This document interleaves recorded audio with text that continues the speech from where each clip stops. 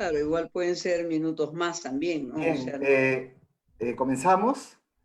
La Asociación Otra Mirada y la Red Latinoamericana por Justicia Económica y Social Latindad les dan la bienvenida a la presentación de la edición peruana del Hechicero de la Tribu, Vargas Llosa y el liberalismo en América Latina. Mi nombre es Carlos Bedoya, coordinador de Latindad, y tendré el placer de moderar esta sesión de presentación con un panel de alto nivel, porque además del autor, de quien más adelante haremos una reseña, nos acompañará el economista ecuatoriano Andrés Arauz, ex ministro de ese país y que actualmente está disputando la presidencia del Ecuador el 7 de febrero. Asimismo, la educadora peruana Aida García Naranjo, ex ministra de la Mujer y actual candidata al Parlamento andino por la izquierda. Cierra el panel el politólogo peruano Carlos Alberto Adriancén, acucioso analista de la realidad política y prologuista en esta ocasión de la edición peruana del Hechicero de la Tribu.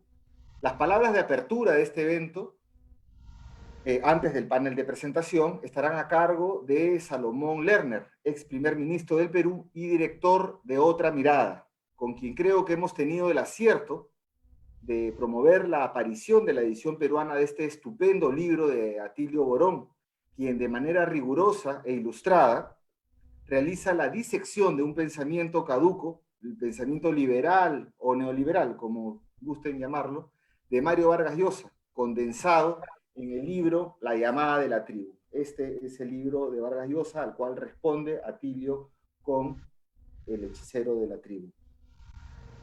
De manera rigurosa e ilustrada, decíamos, hace la disección de un pensamiento caduco, este pensamiento liberal, neoliberal, como quieran, de Mario Vargas Llosa, condensado en este libro que escribió en 2018, y donde este escritor peruano, el Nobel peruano, realiza una cartografía de los pensadores liberales que, según el escritor, dieron forma a su actual cuerpo de ideas políticas, económicas y sociales. Borón, en El hechicero de la tribu, contesta implacablemente los argumentos que Vargas Llosa publicó en su llamada de la tribu. Bien, antes de darle la palabra a Salomón Lerner, quiero compartir con ustedes los motivos que originaron la edición peruana de esta obra. Motivos en los que hemos coincidido con Salomón desde Otra Mirada y quien habla desde Latindad. Cuando Atilio Borón nos planteó a inicio del 2020 la posibilidad de publicar una edición peruana del Hechicero de la Tribu, Mario Vargas Llosa y el liberalismo en América Latina, notamos que la obra no había sido presentada ni discutida con la amplitud requerida precisamente en el país de origen del Nobel peruano. Y ese es un vacío que queremos llenar y que estamos llenando con esta edición, pues la construcción ideológica con que Vargas Llosa ha venido promoviendo el pensamiento neoliberal en las últimas décadas, especialmente en América Latina y España, queda desnuda de manera rigurosa y seria ante la mirada crítica de Borón, quien usa con habilidad el escalpelo de la ciencia política para diseccionar el corpus de ideas expuesto por Vargas Llosa en La llamada de la tribu. Cobra mayor relevancia esta operación de desmontaje en un contexto en el que el neoliberalismo pierde vigencia con velocidad debido a los efectos del nuevo coronavirus en la salud, en la vida y en la economía de nuestros pueblos. La edición peruana del Hechicero de la Tribu ve la luz en plena pandemia, la misma que ha abierto una disputa de orientaciones, donde la médula espinal del modelo económico se devela ineficaz, mientras sus pocos beneficiarios y promotores insisten en la línea de a más virus, más mercado. Confrontar al neoliberalismo no solo implica redefinir la economía, sino también la política, porque entraña la relación entre la sociedad civil, la administración de los recursos nacionales, las élites del poder económico, las instituciones públicas y la forma de gobierno. Esta relación social y el poder político que aún la sostiene y organiza están heridos desde muerte desde nuestra perspectiva. En tal sentido, se hace más imperioso aún contribuir al debate de narrativas con las que debemos construir un nuevo Estado, a la altura de los retos que nos imponen los pueblos y el planeta, en un mundo que desde la irrupción de la pandemia ya no será el mismo. Es por ello que la Asociación Otra Mirada y la Red Latinoamericana por Justicia Económica y Social, LatinDat, organizaciones sin fines de lucro que apuestan por democratización, inclusión política y justicia económica y social, ponen en manos del público peruano este gran aporte de Atilio Borón.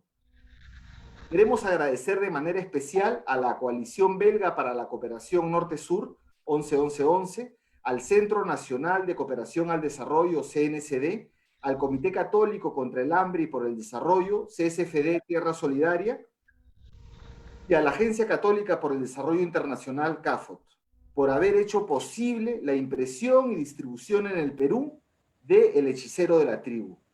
Al no tener fines de lucro, lo recaudado por la venta de los ejemplares de esta edición, que solo estará a la venta en Perú, será destinado íntegramente a apoyar comedores populares mediante la organización Yanapacuy Perú, que desde que se desató la pandemia en nuestro país y junto a muchas otras entidades, realiza un tesonero y clave esfuerzo para aliviar en algo la enorme crisis que atravesamos. Asimismo, queremos agradecer a Atilio por la confianza otorgada y a Ediciones Acal, Sociedad Anónima, por las gestiones para la aparición de la edición peruana del Hechicero de la Tribu.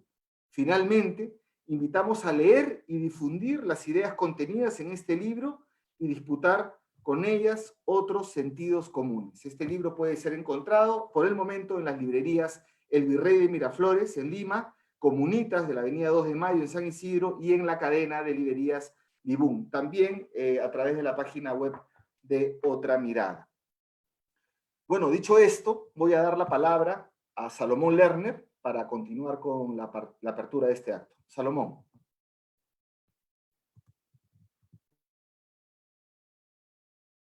Está sin audio, Salomón. Lo primero que quiero agradecer es a Atilio por habernos brindado tanto a LatinDat como a Otra Mirada la posibilidad de poder editar su libro acá en el Perú. Creo que Atilio ha hecho un trabajo riguroso, exigente, y creo que nos despierta una inquietud muy importante en estos momentos que se vive en América Latina. Especialmente esta corriente liberal o neoliberal, como otros quieren llamarla, que parte justamente de la injusticia y de la explotación en los pueblos de América Latina. Y creo que es importante esa reflexión, las líneas directrices que Atilio nos entrega en este número, importantes en los momentos que estoy viviendo hoy día, sobre todo en países que hemos mantenido estructuras muy conservadoras, especialmente en nuestro país. Creo que el panel, que son peruanos, también podrán seguramente realzar, Carlos Alberto y Mocha, estos conceptos, y seguramente Andrés, como lo es, como él es un latinoamericano, pero justamente ecuatoriano, y que hoy día está en una candidatura muy importante en el Ecuador, que esperamos que triunfe en los próximos meses de febrero, que creemos que este es un aporte muy importante a todos los que creemos que América Latina tiene que ser un continente dejado de ese imperialismo que nos dominó muchas décadas y sobre todo liberado en un nuevo pacto social que ayude a las personas más necesitadas. Atilio, agradecerte también por esta gentileza de ayudar a estas gentes más necesitadas en el Perú con el producto de la venta de este libro.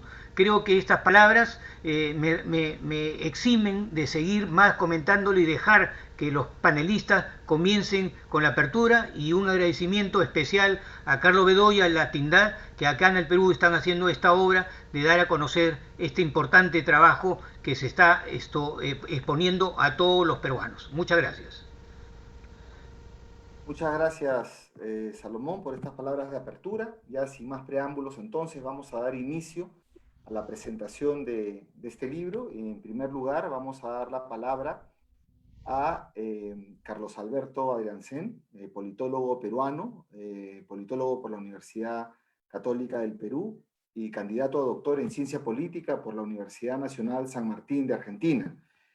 Carlos Alberto es profesor de Ciencia Política de la Pontificia Universidad Católica del Perú y de la Universidad Antonio Ruiz de Montoya. Carlos Alberto publica constantemente sus análisis y aportes en revistas como Nueva Sociedad, Perú Hoy, entre otras publicaciones y diarios también en América Latina.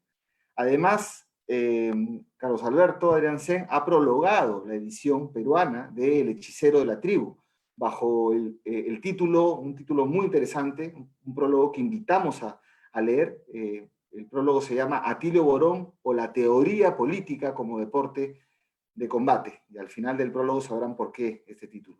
Un muy buen texto que abre el apetito para la lectura de este libro. Carlos Alberto, tienes la palabra entre 10 a 15 minutos. Bueno, muchas gracias, Carlos, por tu generosa presentación. Un saludo a Salomón, a Mocha y, por supuesto, a Atilio y a todos los participantes de este evento. Antes de comenzar a presentar esta bellísima edición que ha tenido el acierto, yo creo, de publicar Otra Mirada y Latindad, quisiera saludar a Atilio, quien ha sido mi director de beca durante mi larga estadía en Buenos Aires y a quien no veía hace ya casi un par de años. Atilio, buenas noches, espero que estés muy bien y un abrazo enorme para ti, por supuesto. Bueno, yo cuando Carlos Bedoya me pidió que prologara esta edición, yo no había podido leer el libro de Atilio, pero inmediatamente dije que sí y me lancé a leer el libro de Atilio y además de paso el libro de Vargas Llosa, por supuesto, ¿no? Para poder tener una visión de conjunto, ¿no? Yo he escrito ya algunas cosas sobre el neoliberalismo peruano, así que no me era del todo extraño, para nada, dedicarme quizás a revisar los materiales de quien es uno de las figuras más importantes del neoliberalismo peruano, como es Vargas Llosa, ¿no? Quizás Juan Hernando de Soto, que yo creo que son los intelectuales públicos neoliberales más importantes del país y que son además ambos también intelectuales públicos a nivel global, diría yo, ¿no? Y con ese punto de partida yo quisiera resaltar, voy a repetir un poco lo que digo del prólogo, pero mi idea es señalar la importancia que tiene la edición peruana de este libro, la importancia de que este libro sea editado en el Perú. Porque, y aquí viene mi primer punto, ¿no es cierto? La primera ventaja, el primer gran acierto del libro es que desparroquializa a Vargas Llosa. Vargas Llosa, en realidad, en el Perú, en los últimos 20 años o 15 años, un poco más, producto de la propia dinámica política de nuestro país, no es percibido claramente como un intelectual neoliberal, ¿no? Sino que más bien Vargas Llosa en el país, en el Perú, ¿no es cierto?, a diferencia de lo que hace en el resto de América Latina, ha formado parte de esta gran identidad política, de este gran contingente que significó el antifujimorismo, ¿no es cierto? Y esa ubicación de Vargas Llosa como antifujimorista tendió a hacer desaparecer el otro Vargas Llosa, mucho más virulento, mucho más antiizquierdista, mucho más antipopulista, ¿no es cierto?, y ubicarlo en un frente común que iba desde la derecha liberal, ¿no?, hasta la centroizquierda, incluso la izquierda, en oposición al fujimorismo y los sectores conservadores que se colocaron detrás de él, ¿no? Entonces, Vargas Llosa. Entonces, Atilio Borón nos dice, no, miren, acá hay este señor, Vargas Llosa, en el resto del mundo es un portaestandarte del neoliberalismo. Y no solamente porque es un difusor de ideas, no solamente por eso, sino porque Vargas Llosa, como cuento en el prólogo un poco y como Atilio explica en el libro también, es una pieza fundamental en una serie de redes transnacionales a través de las cuales se desplaza el pensamiento neoliberal, ¿no es cierto? Porque el neoliberalismo tiene circuitos para difundir sus ideas, ¿no? Tiene importantes redes que articulan tanto al norte global, ¿no es cierto?, Estados Unidos, con América Latina, y también, a su vez, América Latina con Europa. Y uno de esos puntos nodales en el mundo es Vargas Llosa, que articula a través de su Fundación para la Libertad estos esfuerzos tricontinentales, diría yo, ¿no? Entonces, Atilio Borón nos recuerda que Vargas Llosa puede ser un antifujimorista aquí en el Perú, pero en el resto de América Latina y el mundo es un activo difusor de ideas neoliberales y es no solamente activo difusor de ideas, sino un activo militante contra el progresismo latinoamericano. ¿no? El progresismo latinoamericano, la izquierda latinoamericana y todo lo que le pueda saber a populismo o a políticas más redistributivas. Vargas Llosa está ahí para enfrentarlo. No sé, yo recuerdo mucho cuando estuvo Vargas Llosa en la Feria del Libro en Buenos Aires.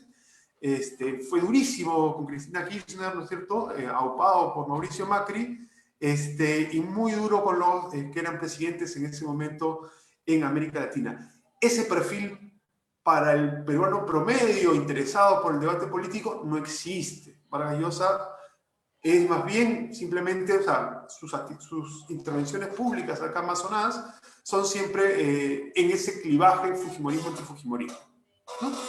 Entonces, esa es la primera virtud del libro. Yo creo que el papel de Vargas Llosa, de aquí hacia adelante, digamos, sobre todo teniendo en cuenta cómo el fujimorismo ha terminado por colapsar en los últimos años, va a ser cada vez más, va a desarrollarse más en sintonía con su papel en el resto del mundo, ¿no?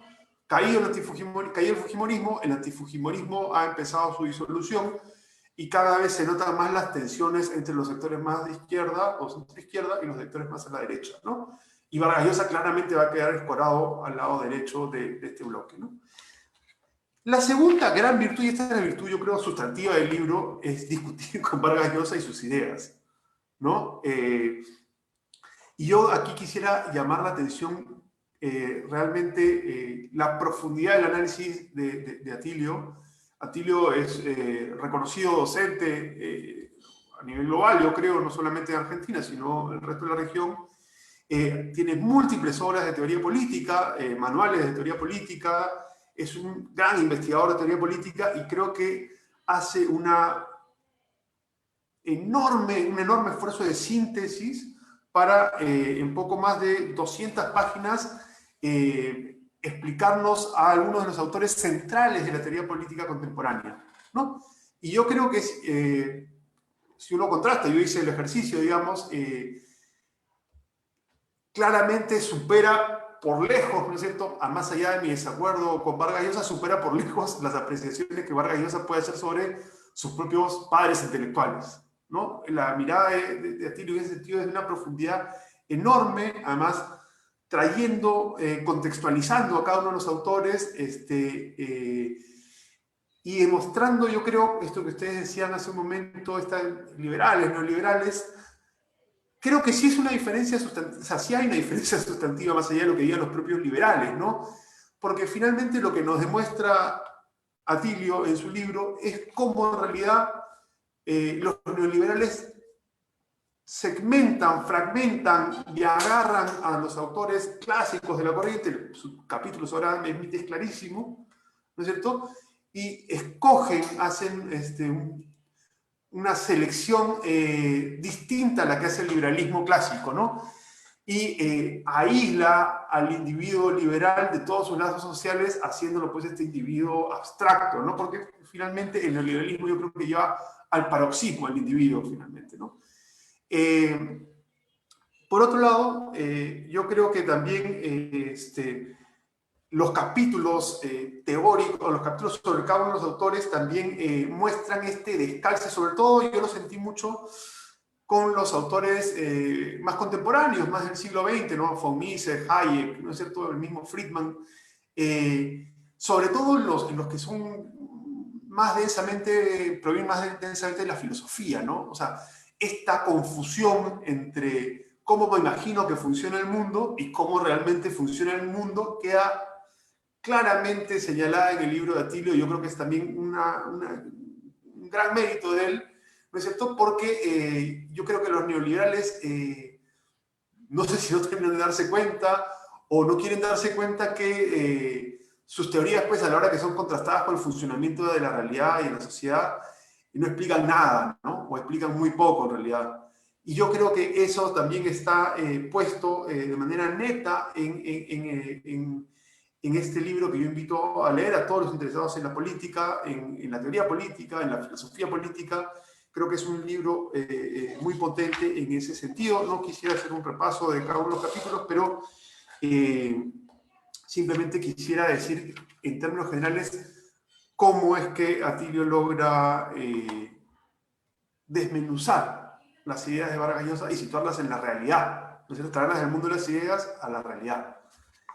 Último punto, y con esto cierro, creo, para no pasarme de tiempo. Yo creo que un último punto fundamental del libro y por qué es importante estriba en preguntarnos cuál es el rol de las ideas políticas en la acción política, ¿no? Porque uno podría decir, bueno, pero esto es un problema académico, ¿no es cierto? Un problema de intelectuales. Y es ciertamente un problema de intelectuales, pero no es ciertamente o exclusivamente un problema de intelectuales, ¿no?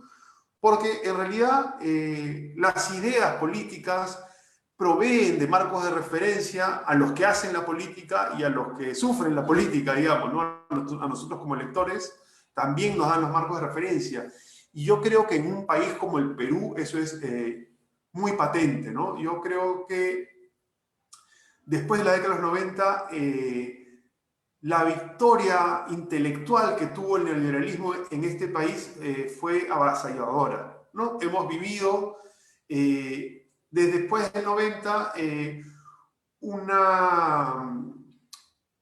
bajo la lógica planteada, yo creo, por Hernando de Soto y por Vargas Llosa en los años 80, ¿no? Esta lógica, este discurso de la informalidad, ¿no es cierto? Esta idea donde la lucha de clases se desdibuja, donde empresarios y trabajadores informales se encuentran codo a codo de cara al Estado mercantilista, como decían de Soto y Vargas Llosa, ¿no? Y yo creo que esa matriz de pensamiento ha permeado a una gran parte de la sociedad peruana durante mucho tiempo. Y ha sido un discurso dominante, yo creo, ciertamente durante la década de los 90, y yo diría que durante los últimos 15 años, y quizás, como dijeron tanto Carlos como Salomón, ha empezado a hacer agua con fuerza ahora que el país ha sufrido esos shocks externos, estos shocks de la pandemia del COVID, el fenómeno del Niño, la crisis política peruana. Todo eso ha, yo creo, terminado por remecer las bases sobre las cuales este discurso dominante y hegemónico se instaló en el país. Y yo creo que el reto hacia adelante, para cerrar, es cómo construimos un nuevo marco de referencias, unas nuevas ideas que nos permitan leer e interpretar la realidad peruana e internacional, por supuesto, y más importante aún, nos permitan operar en ella para quienes quieren hacer política. Con esto culminaría, no sin antes agradecer nuevamente a Tilio la gentileza que ha tenido por permitir la edición peruana, y a Carlos y a Salomón por la invitación, y bueno, un saludo a Mocha también, que nos acompaña en este panel. Muchas gracias a todos ustedes. Muchas gracias, Carlos Alberto, por estos comentarios que de todas maneras nos hablan pues, de un libro que hay que leer con detalle y que además con un montón también de conocimientos previos, pero aún así el libro es bastante ágil, a pesar de que toca el pensamiento de varios autores, uno a uno de los autores a los cuales se refiere Vargas Llosa en La llamada de la tribu. Vargas Llosa en este libro, La llamada de la tribu, que fue publicado en 2018, porque a finales del 2018 habla, bueno, de Adam Smith, de José Ortega y Gasset, de von Hayek, de Karl Popper, de Raymond Aron, de Isaías Berlin y de Rebel, ¿no? Y uno a uno de esos autores y de la interpretación que hace Mario Vargas Llosa de estos autores, Atilio corrige la lectura y da un ángulo por donde entrar, ¿no? Mejor, además, y fuera de prejuicios. Pero hay un capítulo previo, quiero decir yo, en la llamada, en el libro de Vargas Llosa, en La llamada de la tribu, donde él hace un deslinde, ¿no? Un deslinde de la Revolución Cubana, y con unos casos que me imagino va a colocar Atilio más adelante, o lo contará alguien más, de repente Mocha, no lo sé, pero toda la justificación que da Vargas Llosa, con casos realmente que han sido cuestionados después de muchos años, cómo han sido presentados esos casos falsos, y cómo rompe él con la Revolución Cubana. Bueno, pues bien, en El hechicero de la tribu también Atilio se encarga de dar cuenta de eso, en este capítulo Cuba, Thatcher, Reagan y por qué Vargas Llosa, ¿no? En la introducción a este libro. bueno, son unos comentarios que me tomo la licencia de hacer como moderador, pero ahora voy a dar la palabra en segundo término. Es el turno de Aída García Naranjo Morales, más conocida como Mocha, ¿no?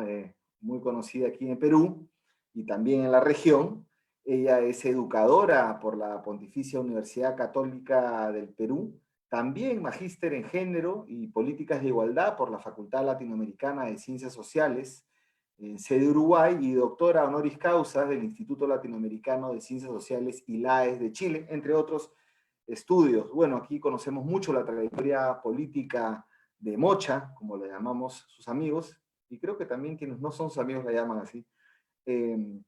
Ella ha sido embajadora del Perú en la República Oriental del Uruguay entre 2012 y 2014, representante permanente ante la Asociación Latinoamericana de Integración, ALADI, y ante el Mercado Común del Sur, Mercosur, entre 2012 y 2014, ha sido ministra de la Mujer y Desarrollo Social del Perú en el 2011, y bueno, antes de eso, regidora metropolitana de la Municipalidad de Lima en los 90. Bueno, también Mocha es muy versátil, es música, es política, es docente, es activista de toda la vida de la izquierda, y creíamos que quién mejor que ella podría hacer unos comentarios a este libro de Atilio Borón.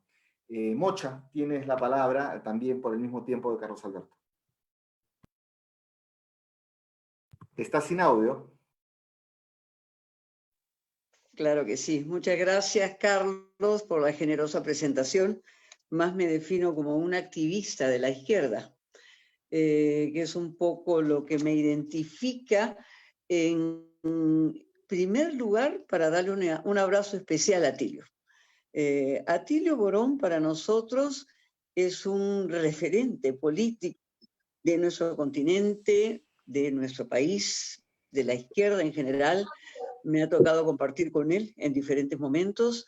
Él estuvo entre nosotros en el Perú hace 2 años en el encuentro de partidos socialistas, partidos de izquierda, partidos progresistas, y tuvimos un encuentro en donde él participó de manera importante en las reflexiones, efectivamente, del momento político que vivía y que vive, por supuesto, la región, ¿no?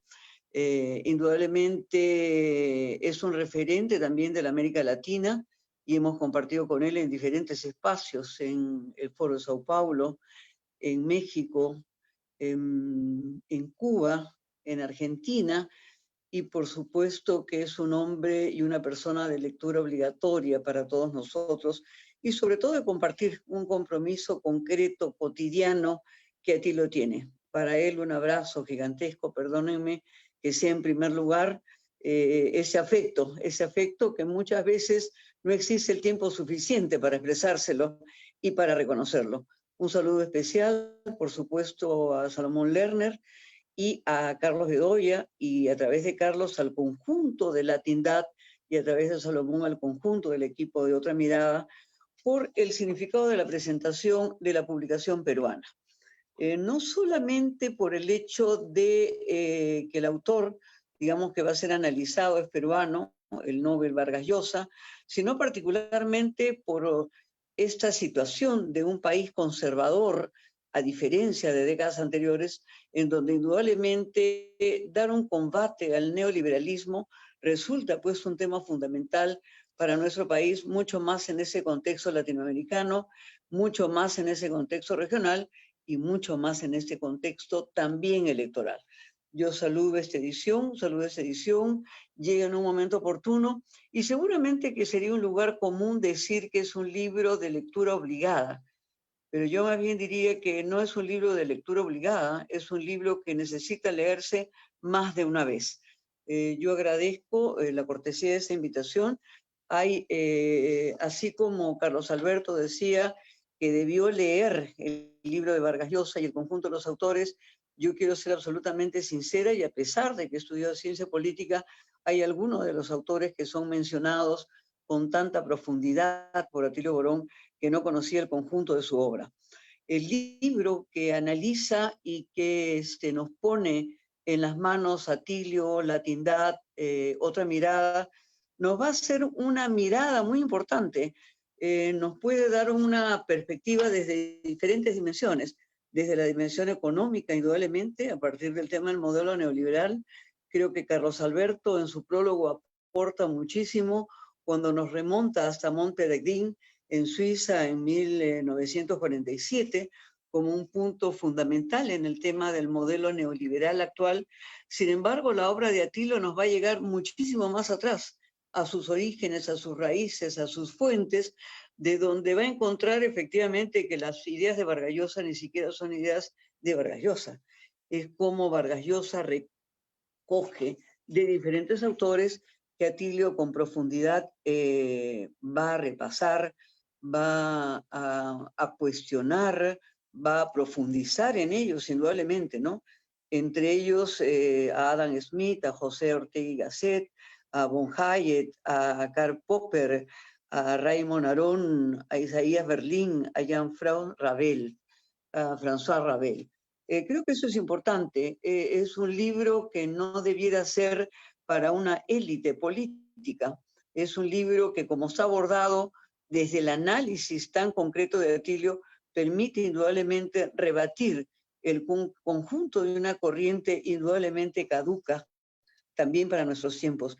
Ese análisis económico que nos presenta él va a mostrar efectivamente también no solamente el análisis ideológico, sino el análisis económico a partir de un modelo que deviene en ineficaz y que indudablemente esta pandemia ha mostrado sus límites en un modelo que se presentó como un modelo de crecimiento sostenido en el Perú, pero que es indudable que mirado los resultados de la pandemia, en términos de salud, en términos de educación, en términos económicos, en términos de empleo, en términos de pensiones, en términos laborales, se muestra ineficaz, ¿no? El libro usa una palabra también, Carlos Alberto, cuando lo presenta, es una herramienta, es decir, se presenta como un deporte de combate, y por eso digo que llega de manera tan oportuna esa presentación que nos hace otra mirada y latindad en ese momento en donde indudablemente el espacio electoral pues es un espacio de disputa, y un espacio de disputa en donde la calle el 9 de noviembre lo ha marcado de manera importantísima, mostrando un antes y un después en el escenario de la coyuntura nacional. Atilio también se aproxima a que el libro pudiese ser mirado, y Vargas Llosa también desde el psicoanálisis, que lo convierte en un hereje, que lo convierte en un apóstata, que hay de su ego y de su derrota acá en el Perú como político, que lo lleva también, digamos, a esa situación. Se nos ha descrito muy bien las virtudes del libro. Entre las virtudes del libro, indudablemente vamos a encontrar el tema de colocar en el espacio global a Vargas Llosa, en un espacio global indudablemente también limitado, porque Atilio se encarga de limitar el espacio global de Vargas Llosa al mundo de habla española, al mundo latinoamericano, al mundo de España, no al globo en su conjunto, a pesar de que efectivamente lo destaca como un prominente y reconocido, digamos, promotor del neoliberalismo, ¿no? Se va a encontrar indudablemente que Atilio, frente a cada uno de estos autores que va a recoger Vargas Llosa, efectivamente va a tener un análisis bastante superior, bastante analítico, lo cual significa para nosotros la importancia de la lectura de ese libro.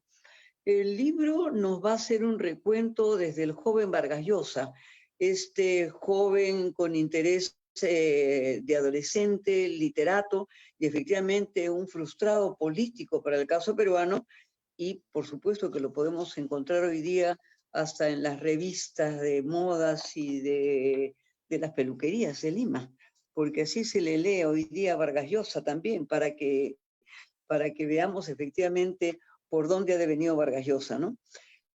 Vargas Llosa, Atilio va a respetar de manera muy importante la belleza del discurso de Vargas Llosa, y efectivamente va a ser un reconocimiento de la virtud de la pluma de Vargas Llosa, pero sin embargo va a hacer un análisis, como él mismo lo dice, sin anestesia también, para desmantelar políticamente y con rigor, efectivamente, el discurso neoliberal. Y lo va a desmantelar no por una razón no válida, sino por la defensa de un modelo que va a encontrar absolutamente injusto, un modelo de un orden que significa, como él va a decir, injusto, develando las trampas argumentativas ocultas, ¿no? En los escritos de Vargas Llosa. Él va a señalar esta virtud de su lenguaje frente a esta gravedad de los contenidos que defiende, definiéndolo como el hechicero, como ese hechicero que hace magia con la palabra, que hace hechicería para dominar la voluntad de las personas, modificar los acontecimientos y especialmente si provoca influencia dañina o maléfica sobre las personas y sobre su destino, ¿no? Es por ello, digamos, que va a hablar del hechicero. Indudablemente va a hablar de la metamorfosis política que va a significar desde su pasión por la Revolución Cubana y más de una década vinculado a ella, a lo que es una formación reactiva. Y acá va a ser también un análisis psicológico de Vargas Llosa, por qué se abjuran de esas ideas y por qué se produce desde del psicoanálisis una formación reactiva y una sobreactuación de repulsa, digamos, al bloque que en tiempos atrás indudablemente Vargas Llosa también adoraba, ¿no? Vargas Llosa, Atilio Borón en relación a la obra de Vargas Llosa va a levantar también como un peruano grande de verdad a José Carlos Mariátegui, mostrando también el profundo conocimiento que Atilio tiene como académico de la solvencia y de la trayectoria intelectual que tiene Atilio de la obra de Vargas Llosa, tan apreciada además por el conjunto de los argentinos, ¿no? Va a hablar de la herejía y del dogmatismo, y va a señalar cosas importantes en ese sentido, y va a rescatar a Mariátegui con este siguiente texto, ¿no? La herejía es indispensable para comprobar la salud del dogma. Algunas han servido para estimular la actividad intelectual del socialismo, cumpliendo una oportuna función de reactivos, de otras puramente individuales, de obras puramente individuales, y ha hecho justicia, es el tiempo el que ha hecho una justicia implacable.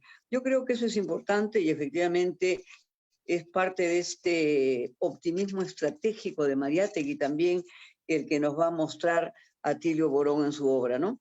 Él va a mostrar cómo Vargas Llosa va a pasar de su amor por la Revolución Cubana, su defensa acérrima de la Revolución Cubana, a lo que es luego a sublimar a Thatcher y a Ronald Reagan. Tiene un capítulo totalmente dedicado.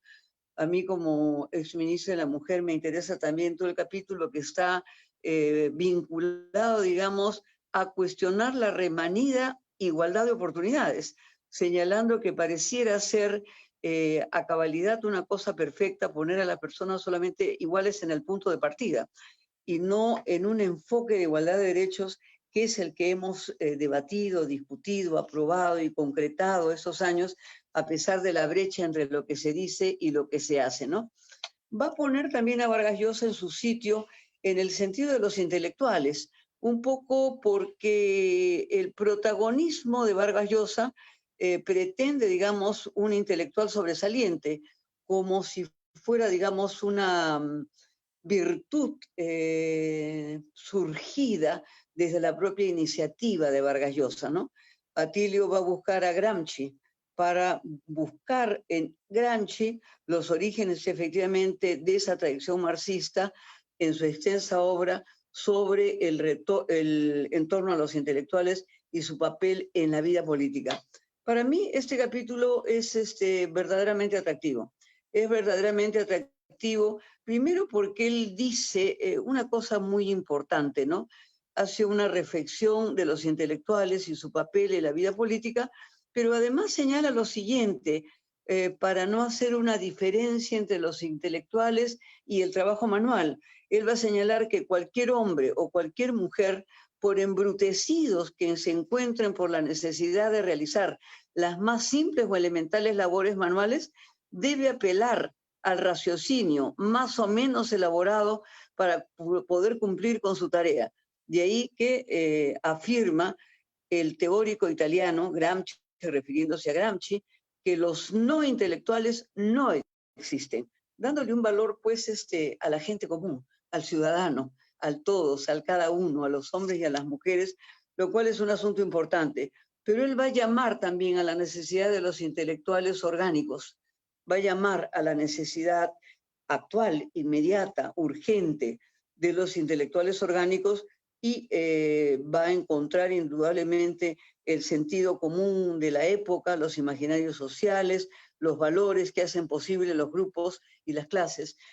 Va a vincularse también a lo que en algún momento fue el pensamiento mariateguista, en el sentido de que el Perú tenía una clase dominante, más no una clase dirigente, y por eso el rol que le va a dar también a los intelectuales.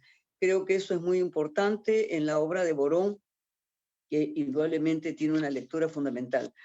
Él se va a plantear un objetivo central en este quehacer.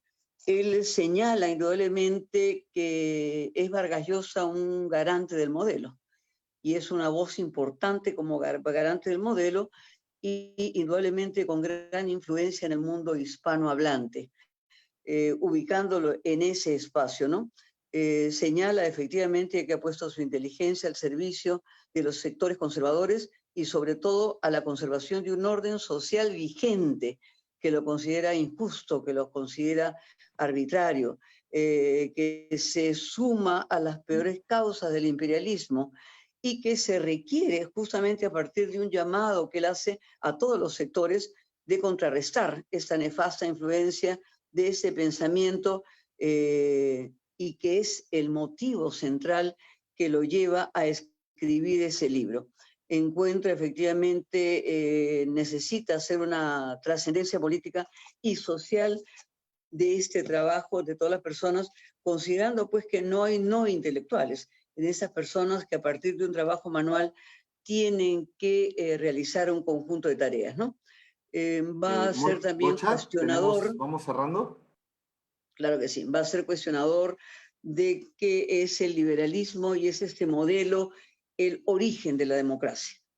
Su capítulo final, que es con el que cierra el libro, cuestiona profundamente, ¿no?, qué es el mundo de la democracia, y en esos momentos en que se discute, digamos, el tema de asamblea constituyente y de nueva constitución para el Perú, va a ser un análisis también de la inexistencia del concepto de democracia en la Constitución de los Estados Unidos. Y esto es un tema importante, es un tema también novedoso, es un tema a reflexionar en un momento que para el Perú quiere ser también un momento constituyente. Saludo la iniciativa, abrazo nuevamente a Tilio, agradezco esta invitación, pena no haber tenido una mayor oportunidad de dedicar muchísimo más tiempo a mirar cada uno de los autores que Atilio analiza de manera tan importante en el libro.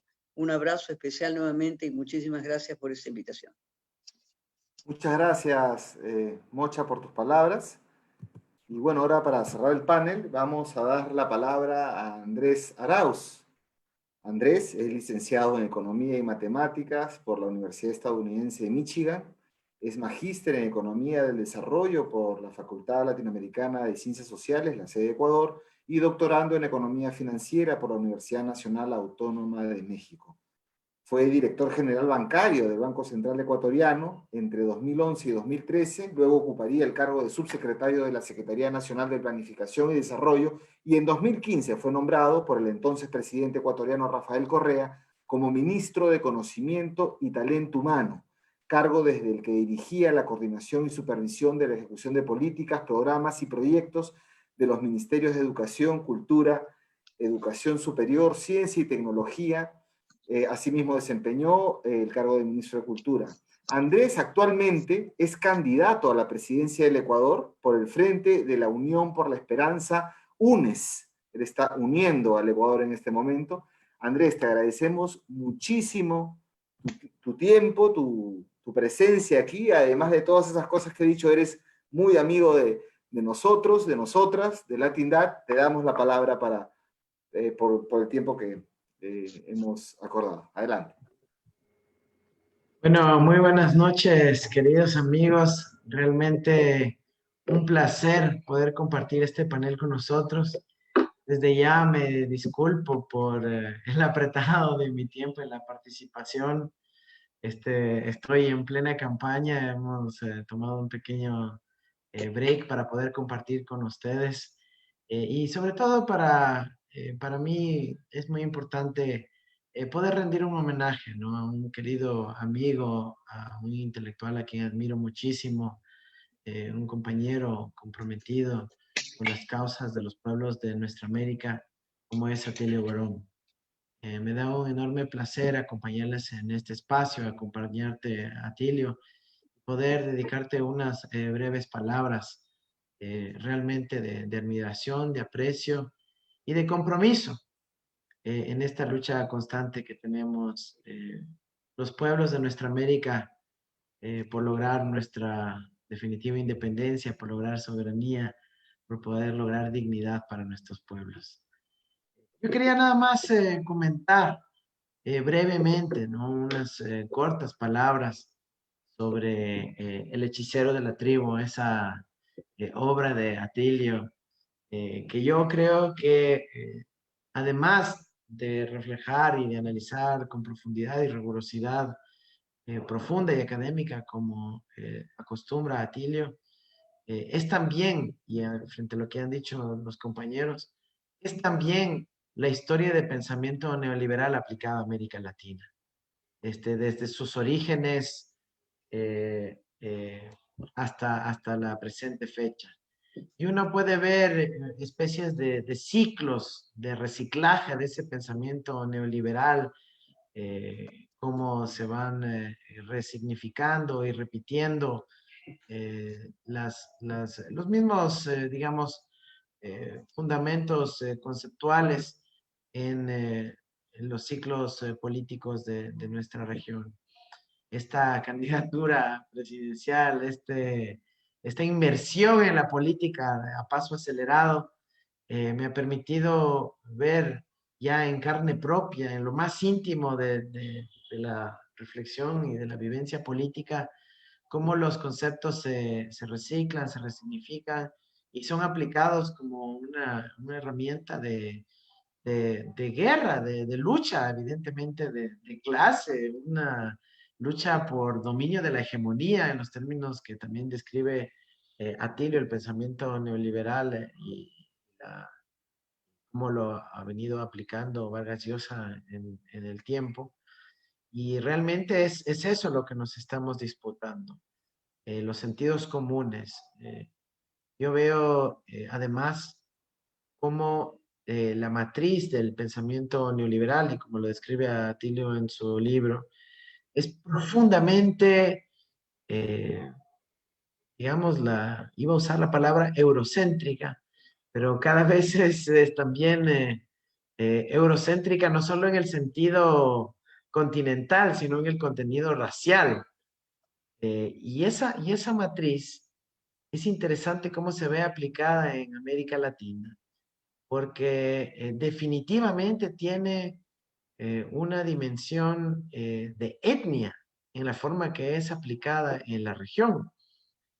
Quizás es uno de los puntos donde todavía tenemos el reto común de explorar y profundizar cómo no termina de ser la aplicación neoliberal en América Latina de una forma explícita de neocolonialismo y de supremacía racial en nuestra región.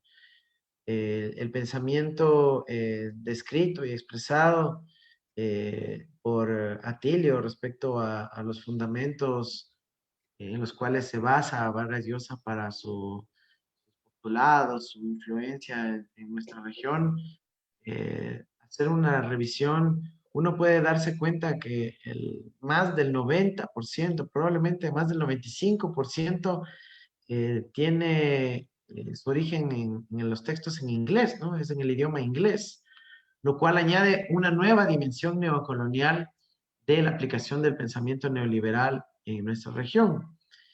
Es que nos ponemos a analizar brevemente quién tiene el acceso al idioma inglés en nuestros países, y por ende acceso al conocimiento original del pensamiento neoliberal o predominantemente neoliberal, podemos ver cómo definitivamente digamos, la jerarquía de los flujos de conocimiento y de procesamiento e imposición de las ideas van a tener un tinte racial, una tinte de clase, una tinte de dominio neocolonial, ¿no? Esto también me quedé como una reflexión de la revisión del hechicero, realmente te pones a pensar qué tanto es hechicero y qué tanto es aplicación de las pócimas simplemente traducidas y reempaquetadas en la lengua de los menos ilustrados. Entonces, me recuerda al rol del mago que viajaba a Oriente, traía los trucos recién aprendidos digamos, los vendía como la nueva espiritualidad en el occidente. En este caso, algo parecido. Me atrevo a hacer un pequeño aporte en esa dimensión. Yo quisiera nada más hacer una reflexión final sobre, quizás muy vinculado al propio trabajo de la Tindad y muchos de los compañeros y compañeras que nos acompañan en esta sesión el día de hoy. Y es que quizás uno de los elementos más preocupantes de la influencia del pensamiento de Vargas Llosa y algunos de sus socios en el proyecto hegemónico de implantar y regar el pensamiento neoliberal en América Latina, es su influencia en los organismos multilaterales de crédito, en las instituciones financieras internacionales, que alguna vez he conversado y lo confiesan, ¿no? Luego de unos cuantos tragos, de que más allá del crédito, su rol realmente es de construcción hegemónica. Por eso uno puede encontrar cómo ciertos organismos, y que ahora evidentemente se ha demostrado la influencia imperial que tienen, como en el Banco Interamericano de Desarrollo, es a partir de la voy a usar una palabra fuerte, el contagio que establecen a través de la imposición de su pensamiento en la política pública de nuestros países. El uso de palabras que entran de moda, de conceptos como el que describe a Atilio también de emprendurismo, que termina ahora por permear todo el debate político actual como un eufemismo de las nuevas explotaciones y de las viejas explotaciones y de la precarización de los trabajadores de nuestra América, y de tratar de resumir relaciones sociales de absoluta subordinación y apenas de supervivencia como emprendurismo, realmente es indignante. Así que creo que tenemos una tarea enorme como colectivo, como la Tindad, a quien también considero mis amigos cercanos y socios en esta lucha por recuperar la soberanía permanente de los pueblos de nuestra América, en también ejercer la soberanía del conocimiento en esa dimensión. El proyecto, por lo pronto, fallido del Banco del Sur, que nos permita no solo establecer relaciones financieras, sino relaciones financieras con soberanía y márgenes de autonomía, sino también conocimiento vinculado a esas soberanías, es absolutamente fundamental. Y el rol que puede cumplir Atilio Borón junto a muchos otros compañeros en nuestra región, creo que es crucial en esta nueva ola que estamos viviendo y que se va a profundizar en nuestra América en el 2021. Ojalá tanto en Ecuador como en el Perú.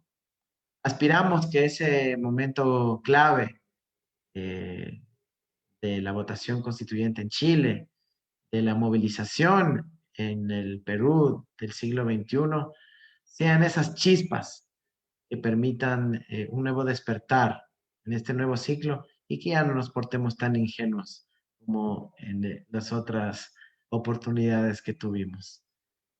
Yo nuevamente concluyo felicitando a Atilio Borón, agradeciendo a Carlos y a la Tindad por la invitación, por este importante, creo yo, que es un homenaje, por lo menos si es de mi parte, a un gran amigo, compañero, comprometido siempre con la soberanía de nuestros pueblos.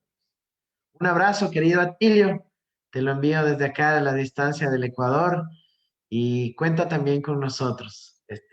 El 7 de febrero es nuestro día y pronto recuperaremos también por toda nuestra América y también como un homenaje a ti y a todo tu pensamiento, tu obra, que la reconocemos, que ha influido en nuestro pensamiento, en nuestra política pública, en nuestro despliegue en el Ecuador de hoy y de antes, como un baluarte también. Así que un abrazo enorme, un saludo a todos mis compañeros que participan en este panel y pues nuevamente felicidades. Muchas gracias, Andrés, y todo el éxito el 7 de febrero. Sé que el 6 es tu cumpleaños, el 7 seguro estarás celebrando ahí con una muy buena noticia, no solo para Ecuador, sino para la región. Bien, ha llegado el turno final, la parte final de este evento. Le vamos a dar la palabra a Atilio Borón.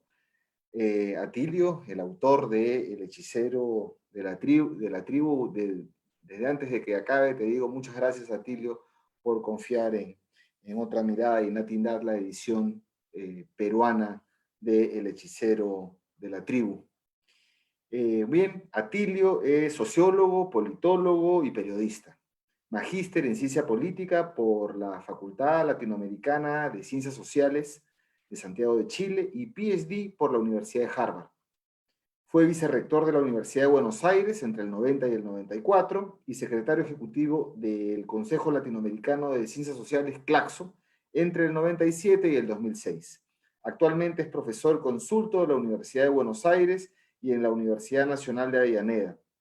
Entre sus obras principales se cuentan Estado, Capitalismo y Democracia en América Latina, CLACSO 2003, Tras el búho de Minerva, Mercado contra Democracia en el Capitalismo de fin de siglo, en el Fondo de Cultura Económica del 2000, Imperio e Imperialismo, una lectura crítica de Michael Hart y Antonio Negri, CLACSO 2002, América Latina en la Geopolítica del Imperialismo, Ediciones Luxemburgo 2012, y Atilio Borón, Bitácora de un navegante, Teoría Política y Dialéctica de la Historia Latinoamericana, una antología esencial publicada por CLACSO en 2020.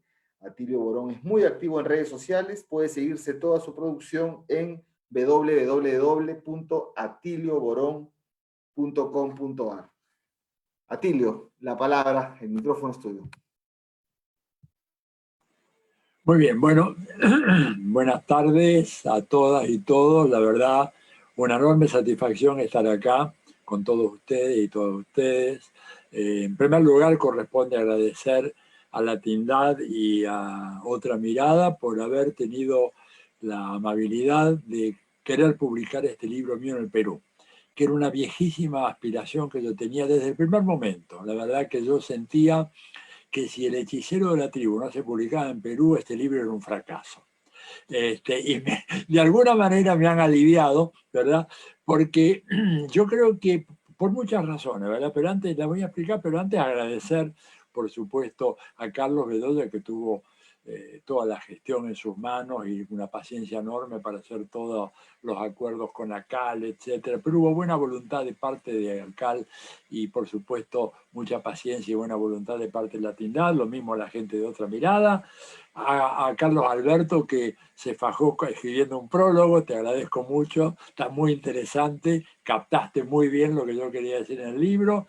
Por supuesto, a Ida García Naranjo, con la cual, como ella mismo ha recordado, hemos compartido tantos eventos y que realmente ha leído el libro, se ve con un cuidado tremendo. Aida, te ha demandado demasiado tiempo, tú eres una mujer muy ocupada en el Perú de hoy como para involucrarte tanto en la lectura de mi libro, te lo agradezco de todo el corazón. Lo mismo que Andrés Arauz, nada menos que en plena campaña presidencial.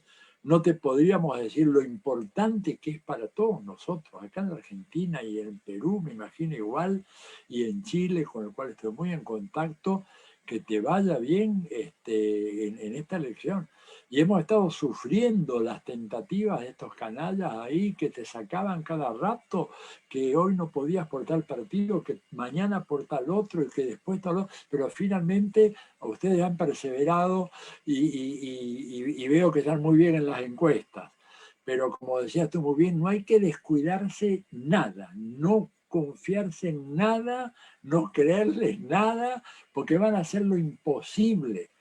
Cosas que nosotros, gente honesta, que creemos en la bondad, en la democracia, en la justicia, ni se nos ocurriría, pero esta gente pertenece a otro submundo, ¿verdad? Entonces, te digo, cuenta conmigo y supongo que hablo con nombre de todos. Lo que podamos hacer para ayudarte en la campaña, cuéntalo, pero irrestrictamente. Bueno, dicho esto, estos agradecimientos. Yo decía, ¿por qué era para mí importante que este libro se publicara en el Perú?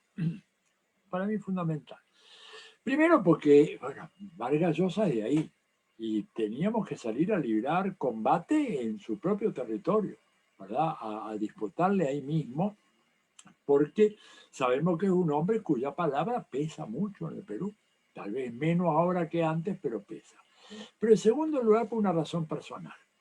Mi carrera profesional como politólogo, que ahora Claxo la reseñó en ese librote, sacaron, no sé, 720 páginas con artículos y capítulos. Mi carrera profesional empieza en el Perú. Empieza en una reunión que se hace en el Perú, convocada por la Sociedad Interamericana de Planificación, a reunirse en el Instituto de Estudios Peruanos, ¿verdad? Que creo que estaba en la calle Horacio Urteche, me parece, en aquel momento, no sé si sigue ahora, en el año 1968. Y la reunión comenzaba, imagínense cuándo, el 3 de octubre del 68.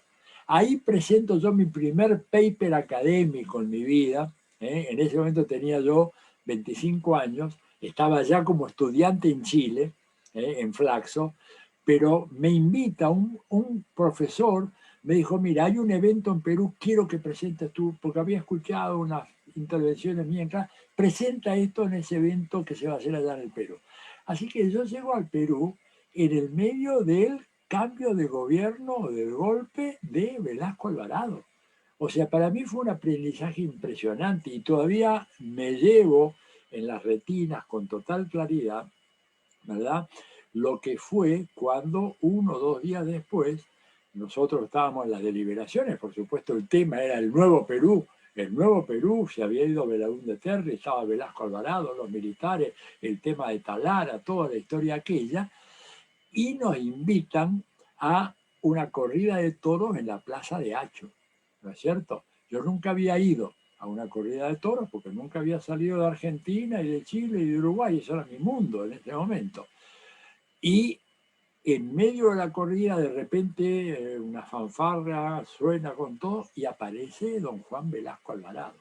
Oye, y esa plaza de toros se vino abajo de aplausos. Yo me quedé asombrado que un militar fuera recibido de esa manera en un espectáculo popular, porque no era que viniera como los militarotes argentinos a la sede de la sociedad rural. La Plaza de Toros de Hacho era una congregación que había gente, mucha gente de pueblo, porque lo quedó bien. Bueno, y aquello se vino abajo.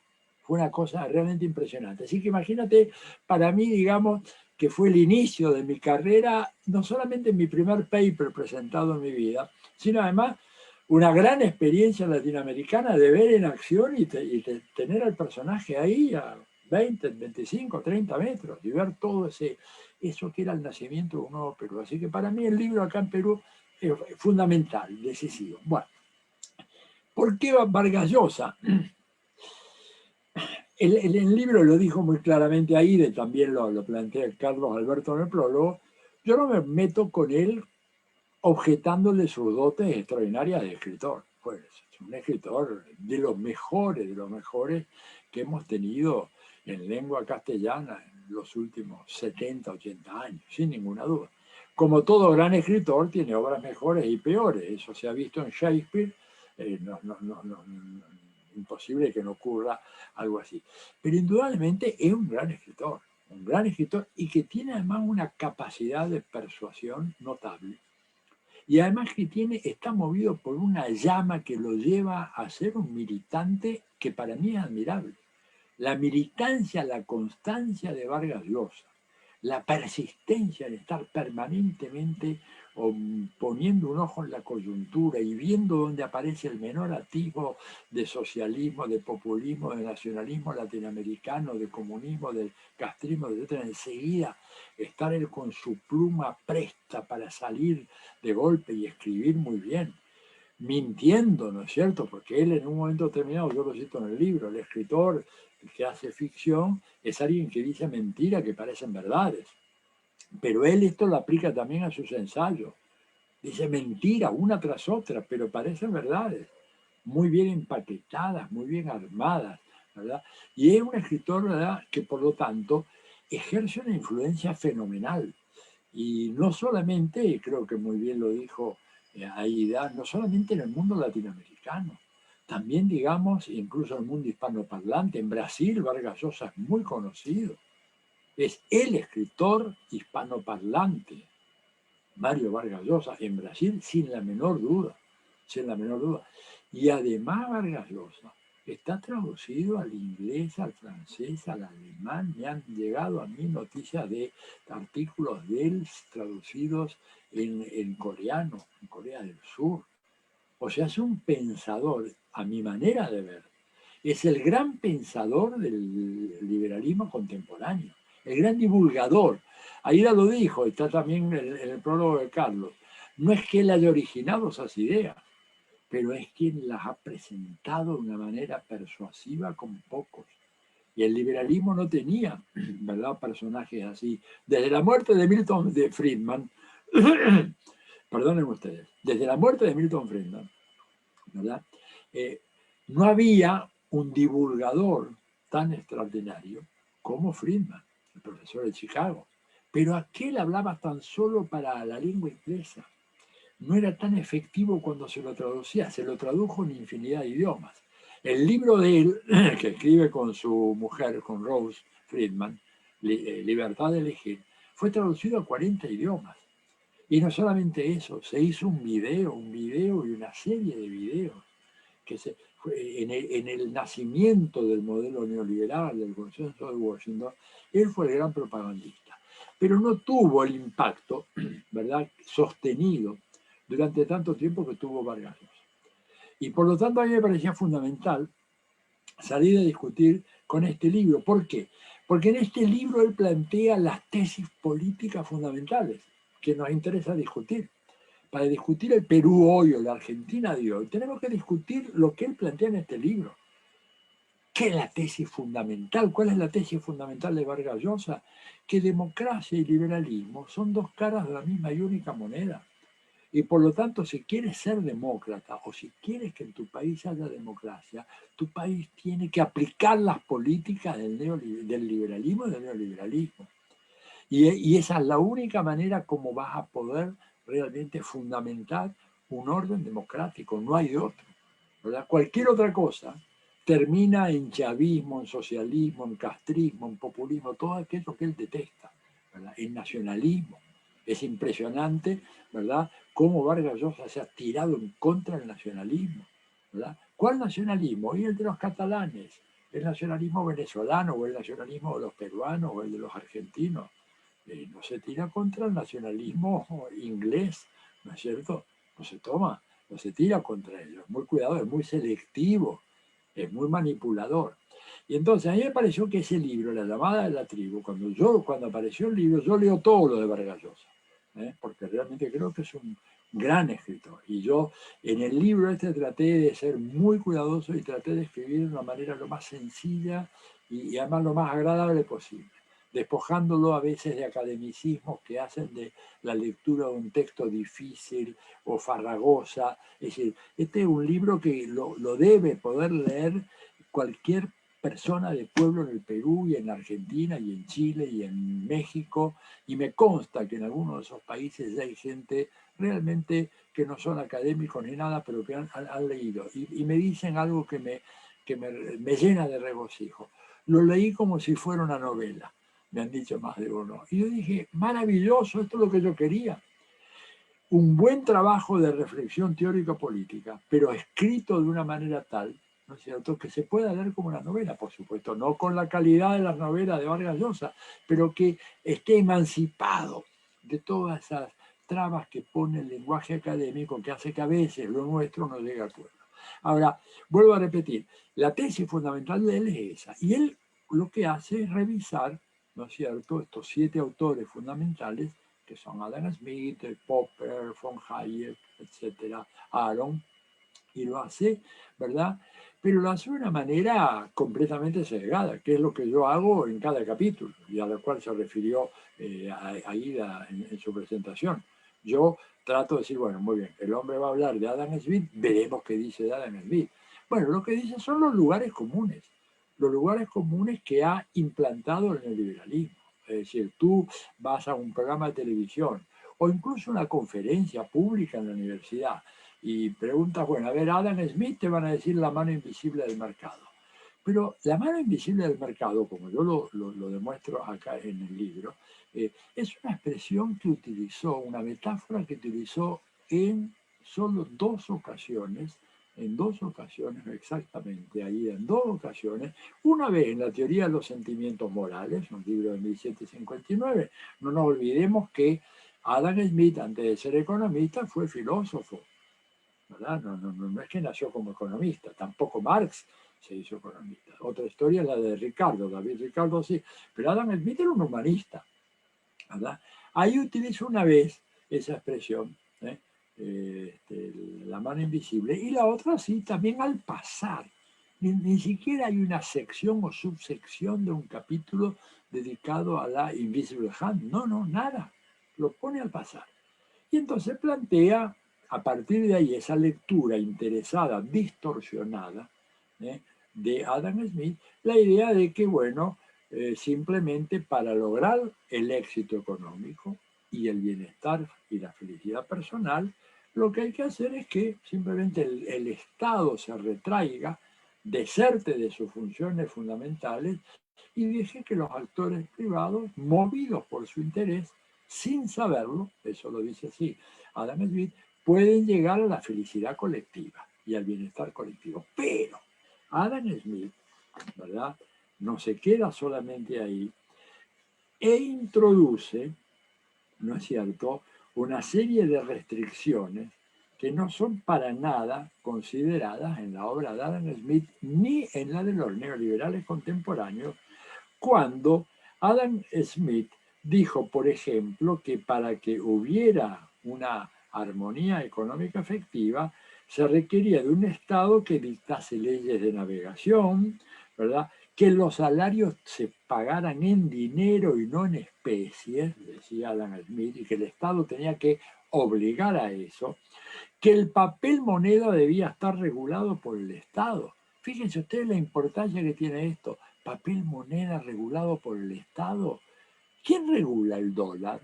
¿El Estado norteamericano? No, el dólar lo regula la Reserva Federal.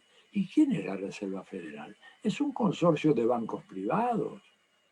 Un consorcio de bancos privados, que son los que producen la moneda más importante del mundo. Adam Smith, ya en su libro, decía que el Estado tenía que tener esa capacidad de regular la moneda, la obligación de hacer que en ciertas propiedades se construyan muros para prevenir incendios, obras públicas en transportes para facilitar el comercio, regulación de las compañías de acciones. Ya lo decía Adam Smith en 1776 en contra de los desreguladores de hoy, ¿verdad? Monopolios temporarios por un tiempo limitado, restricciones a las tasas de interés.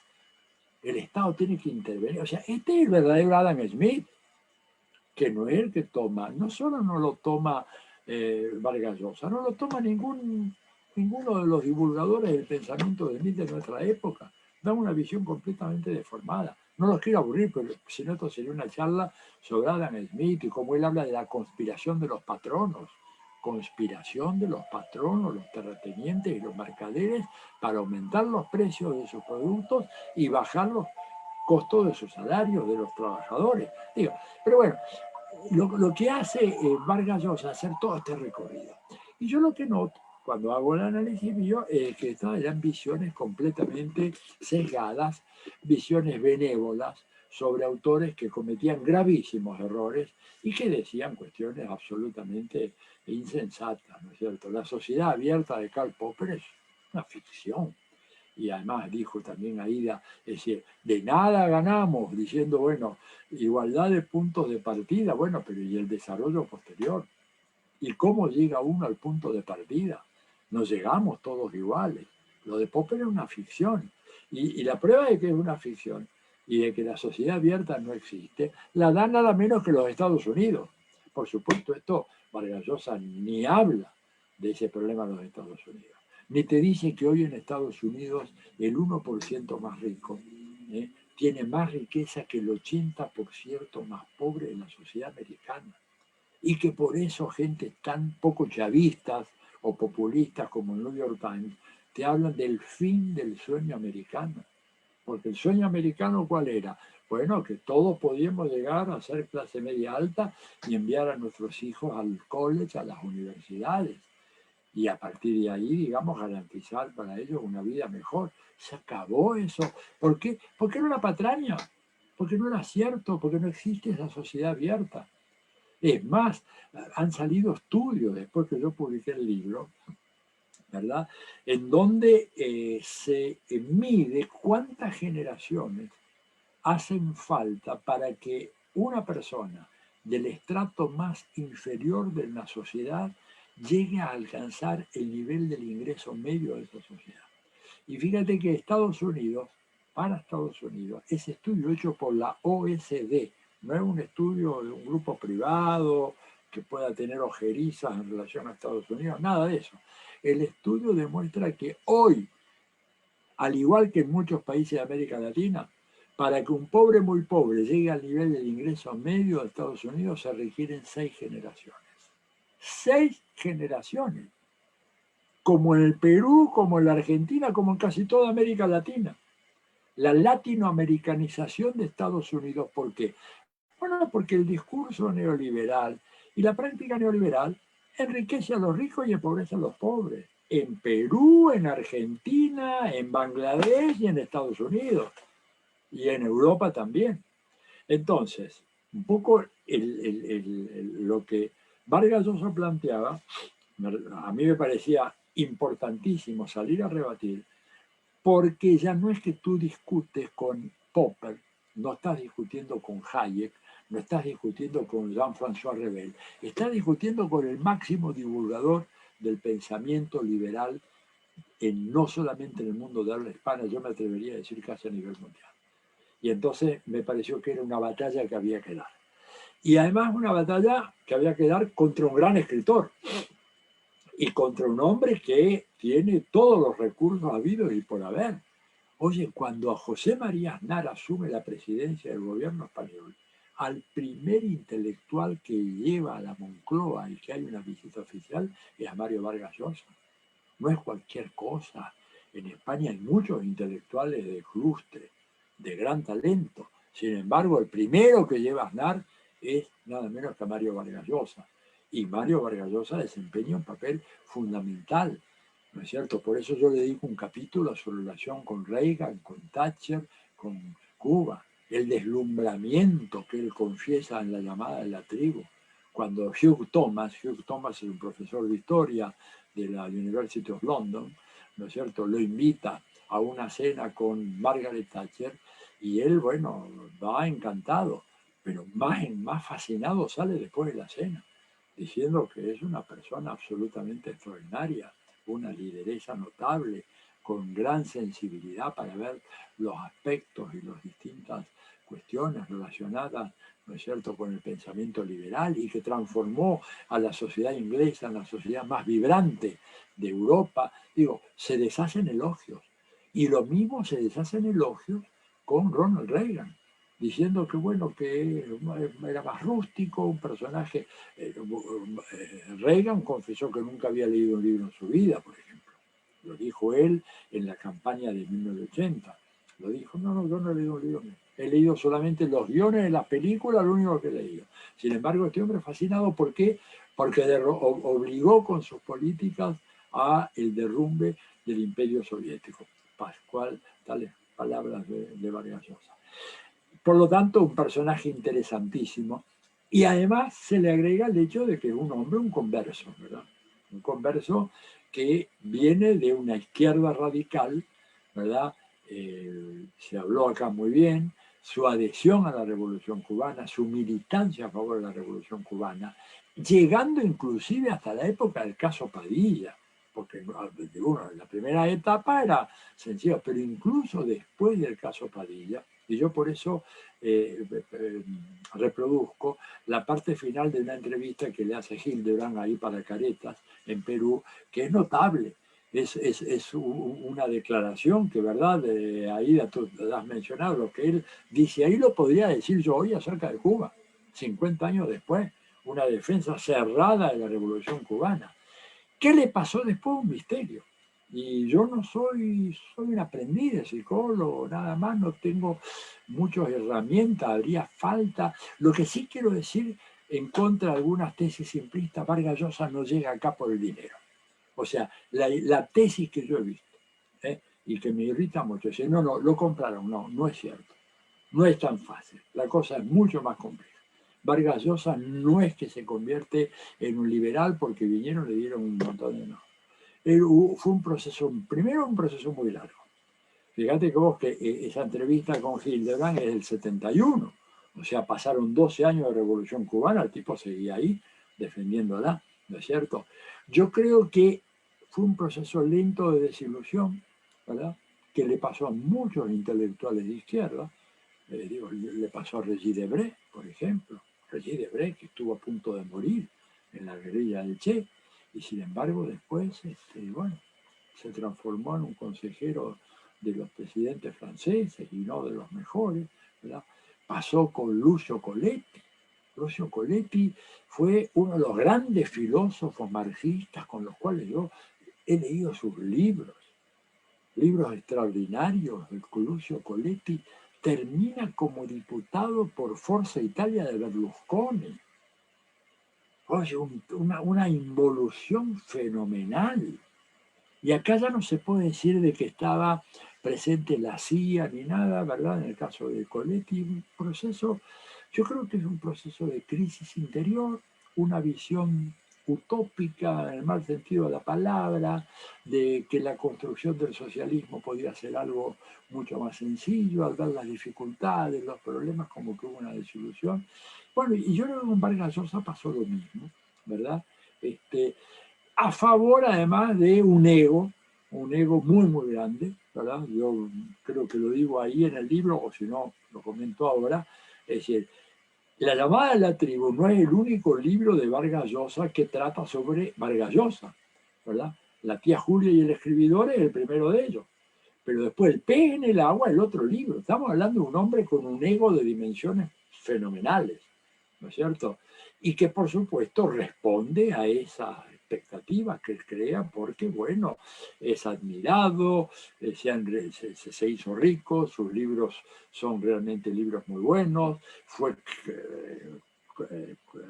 se le confirió el marquesado por el rey Juan Carlos de España. Bueno, es una figura ya, el rey Juan Carlos, que no provoca demasiado entusiasmo ni admiración, pero en todo caso, marqués de Vargas Llosa, o sea, se lo rodeó con todo aquello que probablemente el espíritu o la cultura a la izquierda no le daba, ¿no? Que era satisfacer ese ego grandioso necesitado de tantas muestras de afecto y de admiración, ¿verdad? Y que él, digamos, bueno, evidentemente encontró en ese otro ambiente. Lo de él fue una ruptura muy grande. Yo no dejo de señalar un dato que no es un dato anecdótico.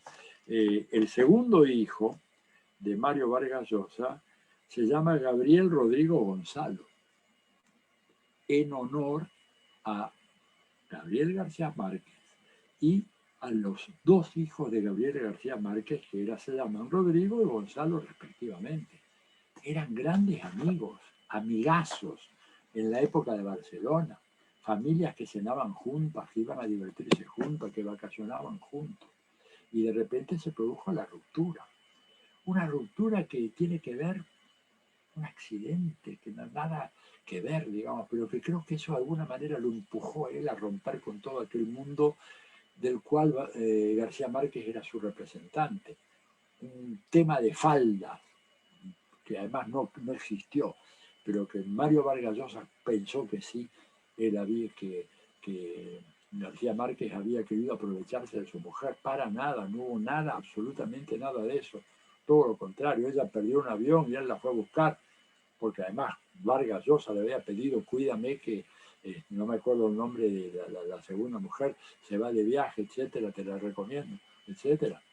Y cuando después lo ve, al cabo de un tiempo lo recibe, le pega ese famoso puñetazo que ha quedado registrado, el puñetazo de Mario Vargas Llosa en contra de García Márquez, que era más pequeño, ¿verdad? Y le dio una cosa así. O sea, un hombre realmente con un ego fenomenal, que lo lleva, además después, a romper su matrimonio con Patricia, exactamente el día después de la celebración, creo que de los 50 años de matrimonio con ella. Al día siguiente le dice, mira, ya no quiero más, soy el amante de Isabel Preisler. O sea, habla de un personaje compleja, una personalidad, ¿verdad? Porque tú puedes decir, bueno, pero no vas a hacerlo al día después de los 50 años. Digo, me parece que hay ahí un componente de personalidad muy especial, que hace de ese autor una maravilla para los psicólogos y psicoanalistas. Me sorprendo yo que no haya todavía aparecido 10 libros sobre esta personalidad con todos estos matices y estos retuerces que tiene él. Y por último, decir que lo que lo hace particularmente llamativo a Vargas Llosa es que cuando uno lee sus novelas, incluso les recomiendo que lean la última, Tiempos Recios, en donde habla extraordinariamente bien de lo que fue la operación montada por la CIA para acabar con el gobierno de Jacobo Arbenz en Guatemala. Lo describe de una manera pero perfecta. Es decir, no se le puede agregar una palabra a lo que él dice. Ahí dice todo lo que hay que decir. ¿Cómo operó la CIA? ¿Con quién operó? ¿Qué hizo la CIA con su agente que lo mató?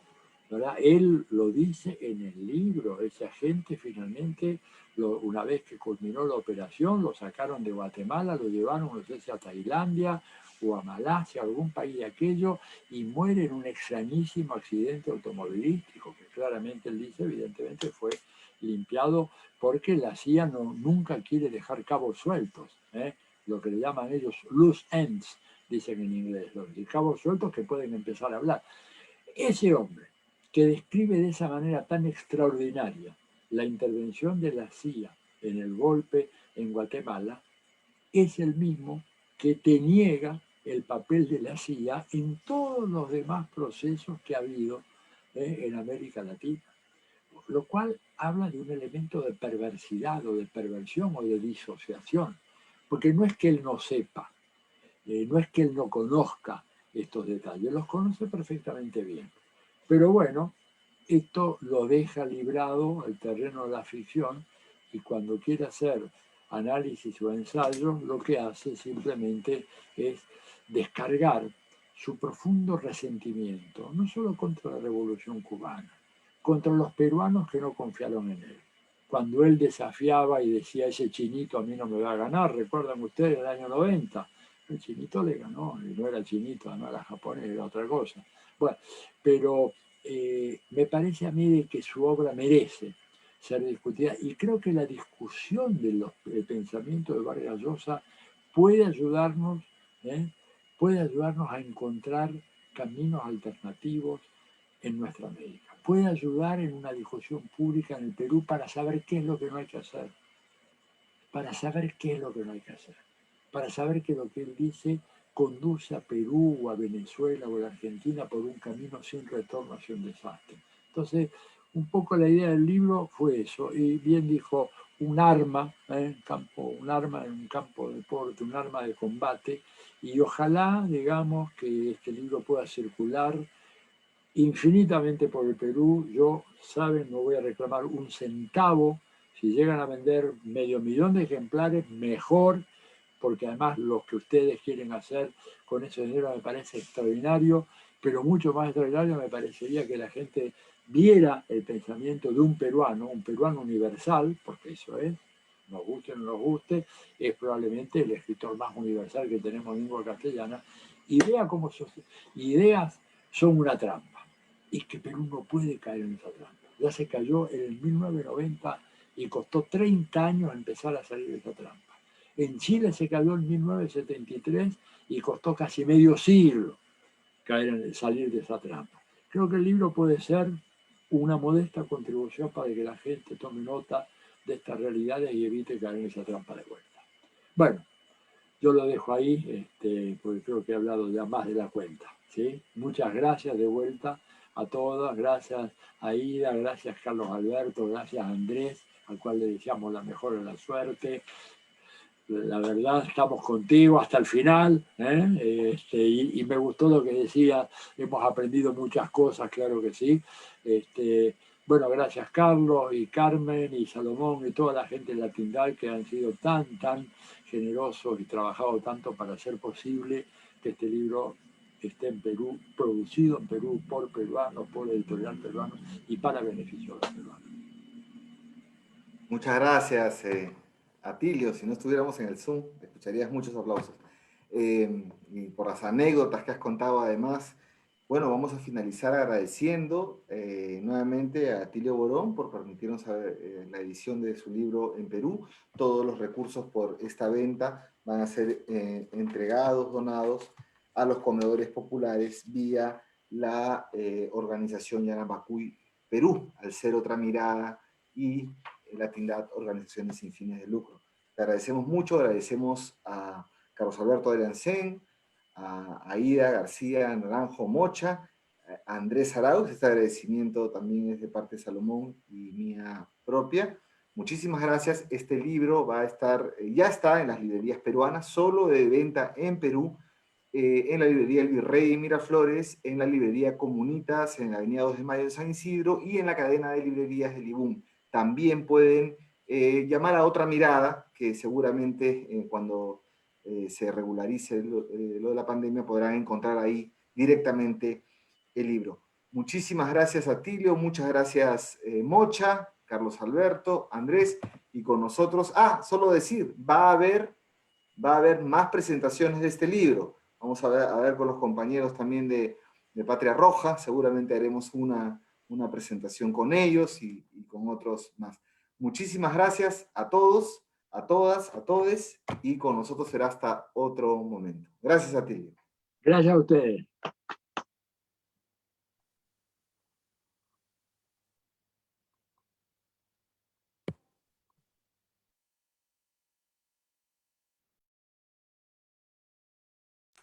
Muchas gracias, Mocha. Un éxito, gracias, Carlos Alberto. Oye, no, qué bonito ver a Tilio, la verdad me ha emocionado un poco verlo así. Sí, ha sido muy bueno, muy bueno. Muchas gracias. Oye, no, cuídate. Chao, buenas noches. Chao, nos vemos. Chao a todos.